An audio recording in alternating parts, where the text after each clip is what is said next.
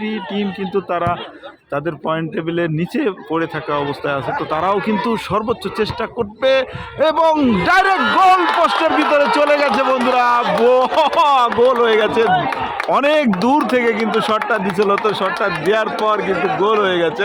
তো যাই হোক, খেলার শুরুতেই এরকম একটা ব্যাপার স্যাপার, অনেক সুন্দর একটা শট দিল এবং গোল হয়ে গেল। সবাই কিন্তু আনন্দ করতেছে। দেখুন বন্ধুরা, কোয়ালিটি টিম 1 এবং মেট্রো 1 0।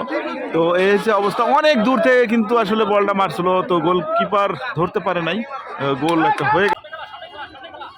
বাহ, সুন্দরভাবে পাস করছে, বাহ, দুজনের যে কম্বিনেশন এটা খুব সুন্দর ছিল। এখন একটা নাটক হওয়ার সম্ভাবনা আছে, দেখা যাক কি হয় আসলে শেষ পর্যন্ত। শেষ পর্যন্ত কি হয়, হয়ে গেল। কিন্তু আমি যেটা বলেছিলাম কিন্তু বন্ধুরা, যেটা সন্দেহ করেছিলাম যে আসলে এই কোয়ালিটি টিম মনে হচ্ছে আর একটা নাটক তৈরি করবে, সেটা কিন্তু তৈরি করে ফেলছে। শেষ পর্যন্ত গোল একটা হয়ে গেল।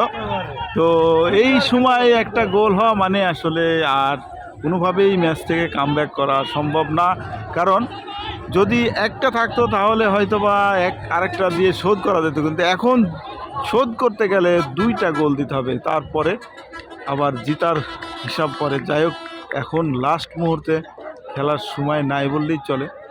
তো এইখানে আমি যেটা দেখলাম, আসলে মেট্রো 1 লাস্টের দিকে একবারে মানে খেলা ছেড়ে দিছে এরকম একটা ভাব, তারা খুব বেশি ওইভাবে গুরুত্ব দিচ্ছে না।